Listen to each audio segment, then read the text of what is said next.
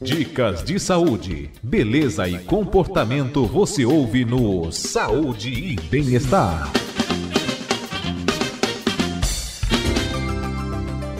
E agora temos a participação da jornalista Carol Cury, trazendo aqui uma entrevista muito especial, um especialista da área da saúde, que vai falar sobre cirurgia bariátrica.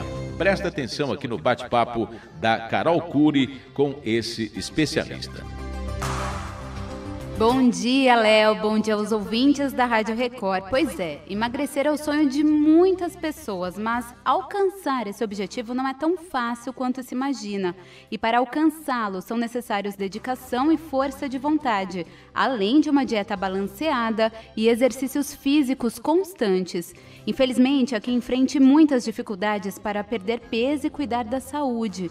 E por isso acaba optando por uma cirurgia, a famosa cirurgia bariátrica.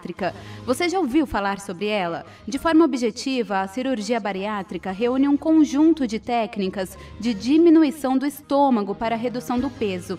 E em 2018, a quantidade de operações realizadas superou 105 mil, um crescimento de 47% em relação ao ano de 2012, quando foram feitos 72 mil procedimentos. Esses dados são da Sociedade Brasileira de Cirurgia Bariátrica e Metabólica. Mas, apesar de toda essa popularidade, muitas dúvidas existem em relação ao tema cirurgia bariátrica, como, por exemplo, será que todo mundo pode fazer?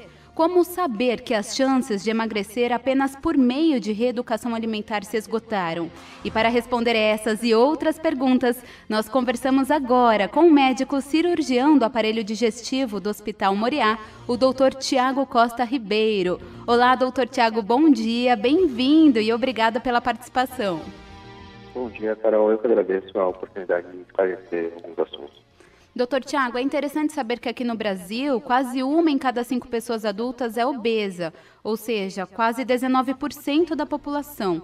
Eu gostaria que você explicasse um pouquinho melhor para a gente o que é a cirurgia bariátrica e para quem que ela é indicada. Eu acho que é importante a gente diferenciar qual que é o obeso que tem indicação mesmo daquele obeso que não possui indicação de cirurgia. Primeiro, para falar em obesidade, a gente precisa entender o conceito de IMC, que é o índice de massa corpórea. Ele é obtido de maneira muito fácil, você pega o peso da pessoa e divide pela altura ao quadrado. E isso vai gerar um número. Se esse número for acima de 30, o paciente é considerado obeso, independente do que aconteça. Agora, a indicação de cirurgia bariátrica é relacionada ao IMC. Pacientes com IMC acima de 35, associado a alguma doença relacionada à obesidade, que são várias, para citar algumas, podemos citar o diabetes, a hipertensão, os problemas do colesterol e outras. Se esse paciente tiver IMC acima de 35 e alguma dessas doenças, ele pode ser candidato à cirurgia bariátrica. Ou, se ele tiver um IMC acima de 40, que era antigamente conhecido como obesidade mórbida, esse paciente também pode ser candidato à cirurgia bariátrica. Mas, como você pode perceber, a indicação é bem matemática e ela é bem objetiva. E é assim que o CFM determina quais são os pacientes que são candidatos ou não à cirurgia. Entendi. E, doutor, dentro dessa indicação, a gente pode dizer que existem diferentes tipos de cirurgia bariátrica, né? E aí eu gostaria que você explicasse quais são os principais e como que são feitas essas indicações. Sim, procedimentos para gastroplastia, pacientes bariátricos, com a intenção de fazer o paciente perder peso e ter dificuldade de reganhar, que talvez seja a coisa principal do tratamento, eles são múltiplos e são múltiplos ao longo da história. Hoje, o que a gente tem em grande volume feito mundialmente são 2 tipos, basicamente, que é a gastrectomia vertical, conhecida também como sleeve, ou o bypass, que é a antiga cirurgia de capela com algumas pequenas modificações. Então, são essas 2 cirurgias que são feitas em grande volume. É óbvio que nós temos muitos tipos de cirurgia, mas esses são os procedimentos mais consagrados e são basicamente esses 2 procedimentos que você usa como parâmetro para comparar os outros. Qual que é a diferença de um para o outro? De maneira geral, a gastrectomia vertical ela é uma cirurgia restrita ao estômago. Você não mexe em mais nenhum outro lugar do aparelho digestivo, você restringe ao estômago. É uma cirurgia irreversível e você pega o estômago e diminui o tamanho dele, deixando ele afilado. Então você resseca uma uma parte do estômago, deixando ele bem fininho. A imagem do ouvinte seria mais ou menos a ideia do estômago em bananinha. Você resseca ao fundo. Essa seria a gastrectomia vertical ou sleeve. O bypass, ou conhecido antigamente como capela, ele é tecnicamente reversível, então se o paciente quiser ou precisar reverter em algum momento da vida dele, é possível. E a ideia da cirurgia é tentar diminuir o volume gástrico. Você faz uma bolsa gástrica nova, excluindo o resto do estômago. O resto do estômago fica no doente, mas ele não passa, a comida não passa por ele. E você faz alguns desvios, onde o alimento consegue chegar ao intestino de maneira mais rápida, e ele vai ter um percurso onde ele também não será digerido. Um percurso pequeno, mas um percurso que existe. Esse é o bypass. Então, são técnicas diferentes para pacientes diferentes. Os estudos hoje, os estudos controlados, falam que eles têm mais ou menos as duas técnicas têm mais ou menos a mesma eficácia no grupo geral da obesidade, com algumas particularidades para pacientes diabéticos, para pacientes superobesos, para pacientes com refluxo, mas no geral, na obesidade geral, as duas técnicas tenderiam a ter mais ou menos os mesmos resultados. Entendi. Então, por exemplo, doutor, o ouvinte que ele tem interesse em fazer a cirurgia bariátrica, como que funciona esse acompanhamento antes? Quais são os primeiros passos que ele tem que dar? E há alguma contraindicação específica que você possa citar? Sim. O paciente ser candidato à cirurgia não significa que o paciente será operado. Porque, como eu expliquei inicialmente, a candidatura do paciente ser operado não depende do peso e da presença ou não de doenças associadas. Só que se ele está naquele melhor momento da vida dele para operar, se ele tem alguma contraindicação clínica, se ele tem alguma contraindicação cardiológica, psicológica ou nutricional, tudo isso precisa ser avaliado antes da cirurgia. Então, não necessariamente o paciente que pode ser operado deverá ou será operado. É por isso que o preparo pré-operatório é muito necessário. Como é que esse preparo é feito? Ele é feito por no mínimo 5 profissionais. O cirurgião do aparelho digestivo, que vai acompanhar, e mais 4 avaliações pré-operatórias. Um clínico ou um cardiologista, para avaliar se o paciente tolera o procedimento cirúrgico em si, a anestesia, a cirurgia em si. Uma consulta com um endocrinologista. Seria melhor, inclusive, se o paciente já seguisse com esse mesmo endócrino por algum período, com tentativa de tratamento clínico, ou seja, dieta e exercício físico prévio. Isso é uma das coisas necessárias na própria resolução do CFM, que esse paciente tenha apresentado uma tentativa de tratamento clínico prévio.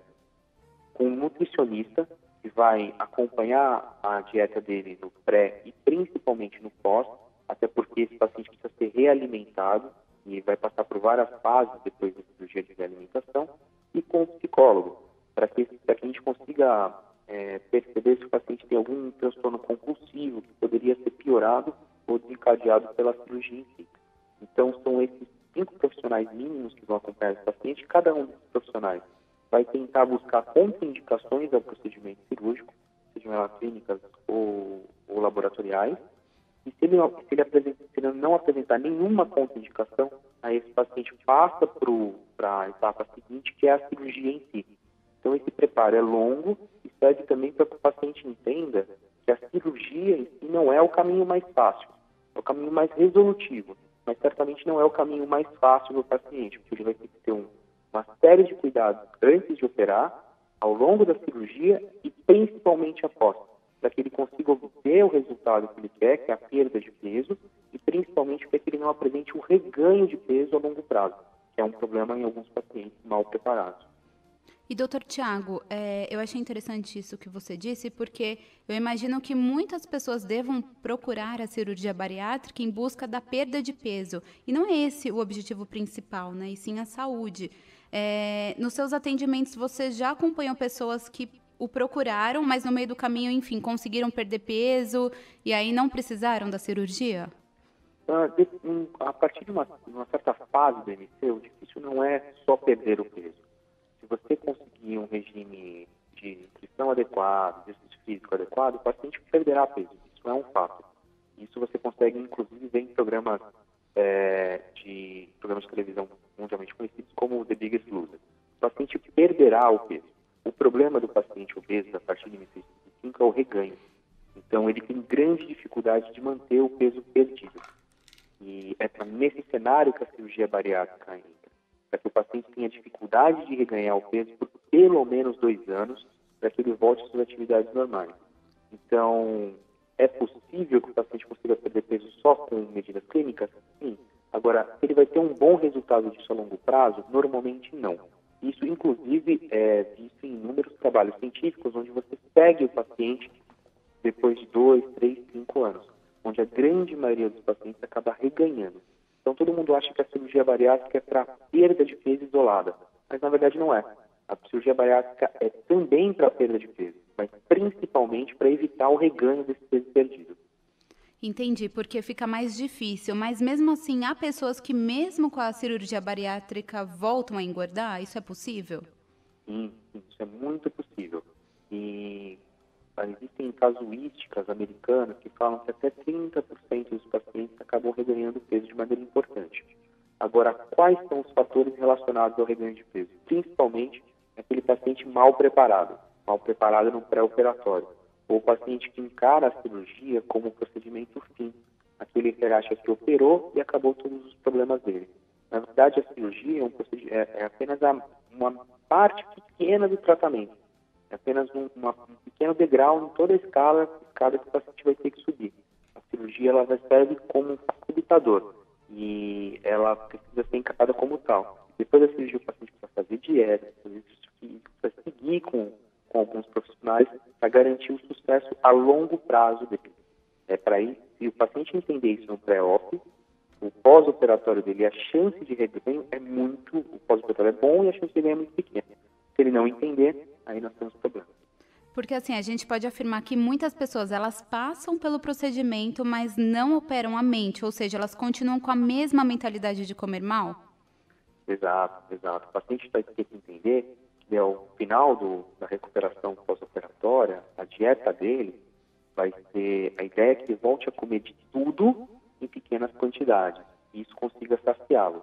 E ele precisa mudar a dieta dele, por isso que o segmento com o cirurgião e com o nutricionista é importantíssimo, para ele mudar alguns hábitos para evitar o reganho no futuro, para ele ter uma mudança com relação ao como ele encara a comida. E, doutor Tiago, esse acompanhamento que você citou, ele é importante pós-cirurgia também? Ele é fundamental, não só quanto à questão de peso, né, que é uma preocupação do paciente e do médico, mas também para evitar carências de vitaminas e minerais. Então, esse paciente vai precisar seguir o resto da sua vida, pelo menos uma consulta anual, quando já com peso estável, para fazer exames laboratoriais, fazer ultrassom de abdômen, fazer endoscopia, fazer alguns exames de maneira rotineira para evitar deficiência de vitaminas como vitamina D, vitamina K, ferro. São coisas comuns de acontecer naquele paciente mal seguido. Uhum. E fora esse controle, quem faz a cirurgia bariátrica tem vida normal pós-cirurgia ou tem algumas indicações específicas? A ideia é que o paciente tenha vida normal. A ideia é que o paciente não tenha nenhuma limitação. A gente está falando, obviamente, depois de 3 a 6 meses de cirurgia. Nesses 3 meses, ele vai ter várias limitações quanto à consistência do alimento. Ele vai ter que ser realimentado, começa com uma dieta líquida e vai progredindo até que ele consiga comer de tudo novamente, de todas as qualidades e consistência. Entendi. Então, ele vai ter uma restrição inicial comum de pós-operatório imediato, mas a longo prazo ele tem que ter uma vida normal. Ele tem que poder voltar a treinar, ele tem que poder comer direito, óbvio que em quantidades menores, mas ele precisa ser um paciente normal. Então, se ele não for, alguma coisa está errada nessa cirurgia. Doutor Tiago, eu gostaria que você esclarecesse se é mito ou não alguns relatos que eu já ouvi. Há quem diga que após a cirurgia, a pessoa ela fica com alguns comportamentos emocionais diferentes, como compulsão, por exemplo, por compras, bebidas. Outras pessoas relatam queda de cabelo. Isso tudo realmente acontece? Tem a ver com a cirurgia? É uma ótima pergunta isso. No paciente mal avaliado no pré-operatório, o paciente já compulsivo no pré-operatório, ele pode trocar uma compulsão alimentar por outra. Então, esse paciente não deve ser operado. Por isso que ele precisa ser avaliado e contraindicado no pré-operatório, para que ele não troque compulsões. Mas o paciente geral, sem nenhum problema compulsivo, não é comum e esperado que ele tenha uma atitude compulsiva no pós-operatório. Agora, com relação à queda de cabelo, isso pode acontecer e normalmente não está relacionado a nenhuma deficiência de vitamina. O paciente está nutricionalmente correto, os exames estão normais e a perda de cabelo pode acontecer principalmente no primeiro ano. Normalmente ela é autolimitada, então ela não vai deixar o paciente careca, porém, quando acontece, ela é revertida entre o primeiro e o segundo ano. Aí o cabelo volta ao normal.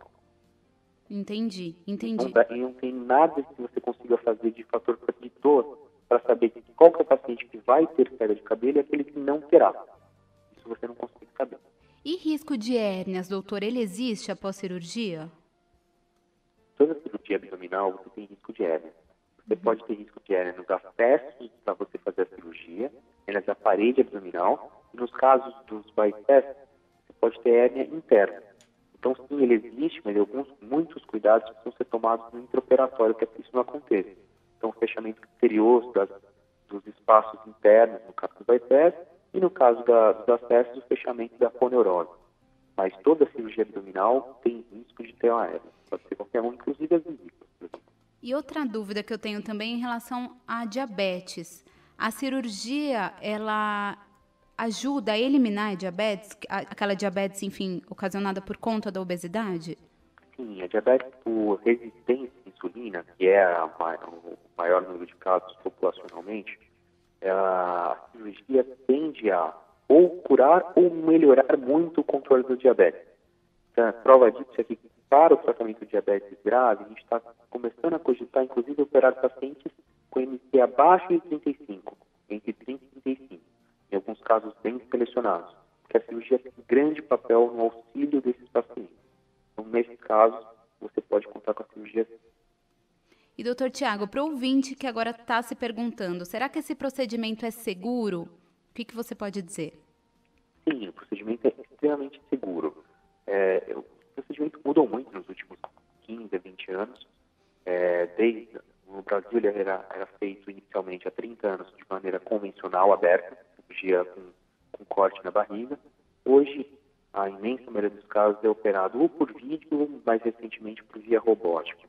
E é um procedimento com baixo índice de complicação, com baixo índice de complicações graves. A complicação mais temida da cirurgia bariátrica são as fístulas, são os vazamentos das costuras ou das vezes da região onde o estômago foi costurado. Esse índice ele é em torno de 1% hoje na literatura, então é um índice bem, bem pequeno e seguro. Então, a resposta é sim, é um procedimento seguro. Entendi, doutor Tiago. Doutor Tiago, muito obrigado pela participação. Por fim, eu gostaria que você deixasse uma mensagem para os nossos ouvintes, principalmente aqueles que se enquadraram aí no assunto de hoje, no tema de hoje, em relação à obesidade. Eu acho que o ouvinte ele precisa ter ciência de todas as possibilidades terapêuticas que ele tem. A obesidade é um problema em ascensão mundial. A cada dia mais e mais obesos surgem e a cada dia as complicações da obesidade elas vão aumentando também. Então, as complicações mais temíveis são aquelas relacionadas às doenças associadas à obesidade, então o diabetes, a hipertensão e com isso o infarto e o AVC. E o paciente precisa entender que o problema dele não é hoje, o problema dele vai ser daqui a 20, 30 anos. Só que precisa resolver esse problema hoje, para que ele consiga aproveitar o resto da vida dele de maneira saudável. E a cirurgia é o melhor tratamento para obeso acima de 35, mas não é o melhor tratamento para todos. Então o paciente precisa estar disposto a passar por todas essas fases, que são fases trabalhosas, para que ele, enfim, consiga o melhor resultado desse tipo de tratamento. Tá ótimo, doutor Tiago. Muito obrigada por dispor do seu tempo para estar aqui conosco. Tenha um ótimo dia e até a próxima. Eu que agradeço. Um bom dia. Saúde e bem-estar no Manhã Record.